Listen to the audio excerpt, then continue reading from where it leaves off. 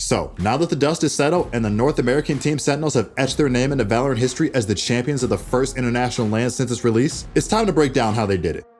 What's going on, ProGuides family? It's your host, Sergeant Frost, and wow, was that grand finals an absolute pleasure to watch. 2 overtimes and a last game that went to the final round of regulation. This match surely didn't feel like a 3-0 sweep. Yet, throughout the match, it seemed like Team Sentinels were always just one step ahead of Fnatic, and it really showed in their second map, Bind. Coming back from a 1-5 start to a 4-8 defender half on Fnatic's famed map pick, it really goes to show how well Sentinels played Valorant. So, in this video, we're gonna break down 5 key rounds that turned the tides for Sentinels when it looked like Fnatic had the game in the bag, and also break down the inner strategies of each team as well. So, without further ado, let's jump right in. And if you're a competitively minded gamer like me, I know for sure that watching the grand finals in VCT Iceland as a whole has hyped you up to become the best player you can be. That's why you've got to check out our website ProGuides.com, where our Mortal and Radiant level coaches are just as motivated as you are to shape you into something great. We've also paired up with the rising star on that championship team, Sentinels TenZ, to release a course specializing in all the gameplay fundamentals and mindset secrets that TenZ lives and breathes to achieve the heights that he has. So if you're inspired to hit that next level, come check us out. Also, we've got a sale going on. Use the code FPS25 for 25% off. So, to bring some context, Bind has historically been a map that both Sentinels and Fnatic were very proficient in. But to many people in the competitive scene, Fnatic is respected as the team for Bind. Fnatic has always been characterized with an extremely potent Bind, with an amazing 84% win rate over 44 games played before the grand finals. They won 62% of all attacker and defender rounds, and their composition is a well-known setup that is undoubtedly known for the meta on the map. With Viper having made a resurgence into the agent meta as a powerful controller, Fnatic's composition was only looking stronger than ever before. Bind is one of the first maps to be pioneered as a double controller map, and Viper has a very specific niche for how powerful her abilities were for taking map control of choke points on Bind. As such, both teams ran Viper. However, for Fnatic, they chose Brimstone as a second pick, most likely for his Molotov as well as his long duration smokes. While Sentinels chose to use Astra instead, they were favoring the new meta controller that has been criticized as overpowered by some pros in North America. With Viper's Snakebite along with Brimstone's Molly, Fnatic's goal as attackers were to break into site with utility, plant the bomb, and cruise out of the round with well-timed mollies from Mystic and Boaster from a distance to secure the post plant. And at the start of the game, that is exactly what happened. On the pistol round, Mystic managed to stall long enough from A-Long with Snakebite lineups and her Poison Smoke to secure the post plant for Fnatic. Another round where a Snakebite sealed the deal without confrontation was 3-1, defending a 1v1 post plant. However, this round could have totally turned out differently, but TenZ missed some crucial shots in the start of the round to stuff Doma in an early confrontation at A-Long. Because TenZ had his ultimate up, this could have totally changed the pace of the round and it could have easily been a 3-2. And with that momentum, the game started off as 5-1 in Fnatic's lead. This is where we have our first big round that Sentinels win. Now let's move on to round 7. To start off, one big trend that careful observers may have noticed is that most of the match thus far, Sentinels have contested B long with Shazam on Sova and has been taking the orb on the B side. Meanwhile, Fnatic has been sending Magnum and Boaster towards the A showers to take control of the A side orb. For the most part, Showers has not been a position of big contention, and both sides have more or less respected each other's map control, excluding the early B play from Fnatic on 3-1. However, this round, Sentinel's Sick makes a huge play, changing up the pace this time and going aggressive towards Showers. Doing so, he catches Boaster and Magnum off guard, and Sick takes out Boaster before also taking out Magnum, which is an insane display of skill. Although he technically should not have gotten the kill, note how Dapper on Viper was already rotating to help him, so there is likely going to be a free trade. But regardless, these types of big plays from Sentinels characterize some of the game-changing momentum swings that alter the course of the match. Dapper then goes to A short and drops his Viper ultimate, rendering that area of the map too risky for Fnatic to contest. And Sentinels have basically taken control of all A site, forcing Fnatic to go B. Knowing this, the Sentinels stack 3 players towards B site, with TenZ holding an aggressive angle towards Hookah on top of B site.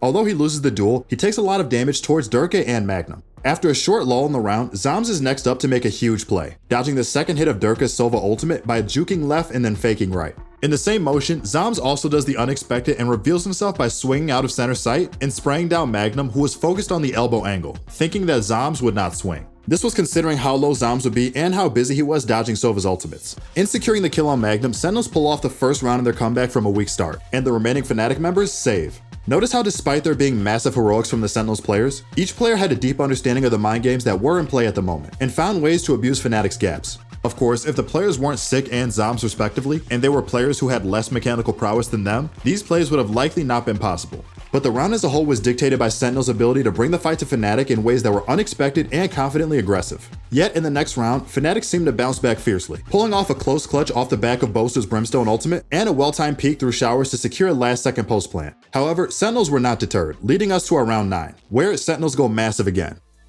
This round, Sentinels decided to go aggressive again, this time targeting B short with a 2-man aggression in Zombs and Tens. One big thing at play here, Sentinels just lost a super close round, and their economy is in tatters as a result. Additionally, being the biggest event since Valorant began, it takes balls of steel to maintain composure and go aggressive right after a heartbreaking loss in the previous round. The fact that Sentinels goes aggressive here so confidently into arguably the most contested part of the map is a complete curveball, which results in Durka being singled out by Zombs and giving Sentinels a man advantage. One other factor that influences how Durka gets singled out is that Shazam has shown presence at B long every single round thus far. That means that Durka's position here is at risk of being sandwiched from both sides. So, Durka chooses to take a fight in order to prevent that risk and potentially clear one side of sight for himself to escape.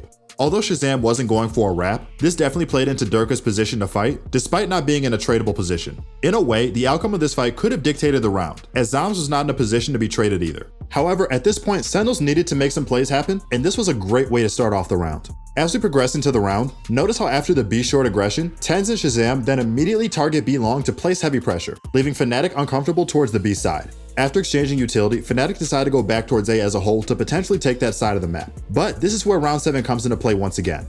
Notice how the trend is that Sentinels will take full control of one side of the map and force Fnatic onto the other. Recognizing this, Fnatic needs to get more information on B side in order to not potentially run into 3 players readily waiting for Fnatic on A site. Doma has to take a risk and clear hookah and gain information on the state of B site before Fnatic can take A. Lo and behold, Sentinels is ready for that exact play. Intense catches Doma as he tries to jump spot the back of B site from hookah boxes. Immediately after, all the information is cut off at B site for Fnatic, which means that they must commit to A site right there or accept that Doma died in vain.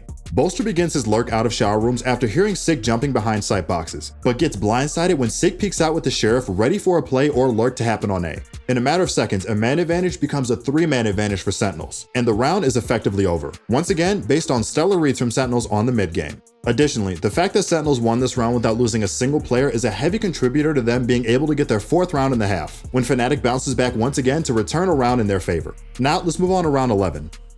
This round would not have been possible without their flawless win 2 rounds ago, as they would not have the economy to make a full buy.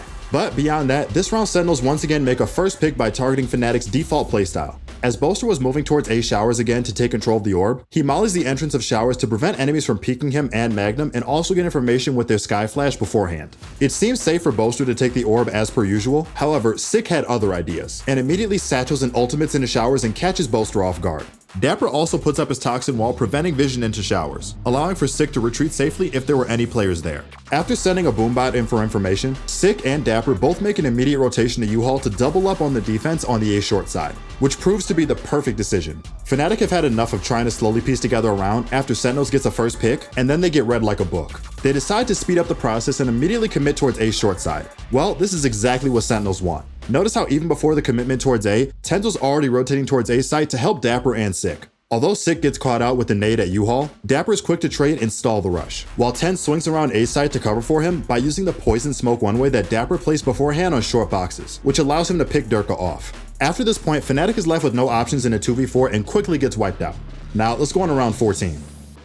Going into the attacker side, Sentinels were down 4-8 and in need of a big pistol round to swing the momentum. However, this did not go as planned. After another heartbreaking loss in the form of a ninja defuse from Bolster, the game looked bleak at 4-9, with Sentinels on a low buy that would most likely result in a 14-10 lead for Fnatic. As a fan of NA, I thought that this map was a wraps for Fnatic, and that maybe Fnatic really did have an unbeatable bind. But once again, the Sentinels managed to pull off some magic from none other than Tens. Starting the round, Shazam and Tens work towards Showers, with Shazam shooting a recon dart into Showers to get information. After immediately breaking it, Mystic decides to back out and sit in sight so that he doesn't give a favorable fight to Pistols. But this proves to be devastating, as Tens walks through his toxin walls and lurks into a very advanced position in Showers. Hearing the cue that Mystic was towards backside, he even takes the risk to walk out of Showers, just barely timing Durka's jump spot after Viper's wall comes down. This proves to be the round winner, as immediately with his position, Shazam likely calls for the team to commit towards A short, and creates a massive distraction for Tens to catch Mystic and subsequently Bolster with some clean Sheriff shots. In a matter of seconds, and all because of Tens making a huge lurk play, Sentinels secure a 5v3 post plant that ends exactly as expected.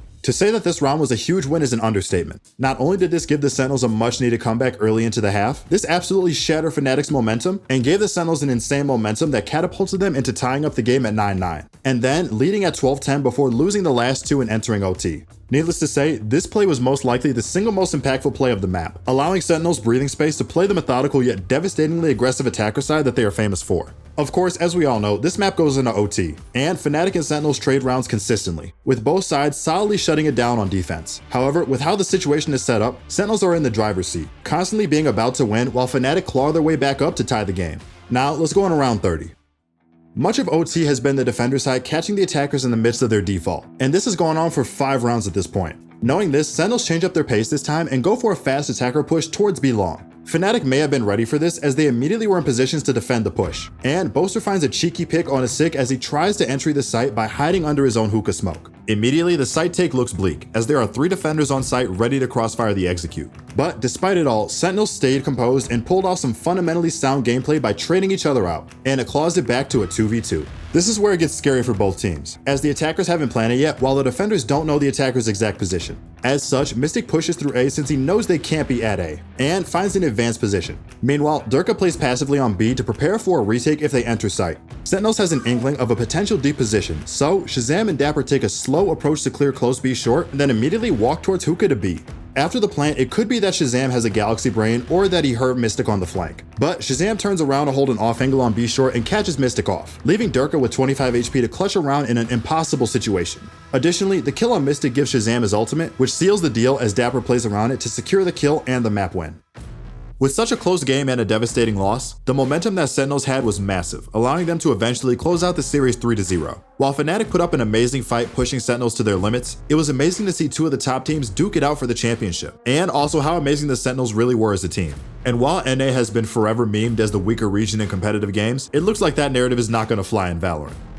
So what do you guys think? Was the Grand Finals an absolute banger to watch? Personally, I think this match was the most exciting series so far in Valorant, and I was on the edge of my seat the entire time. If you guys like this pro match breakdown, make sure to like this video and subscribe to keep up to date with future content such as pro breakdowns and also new guides on Valorant. This has been your host Sergeant Frost, and good luck on the grind.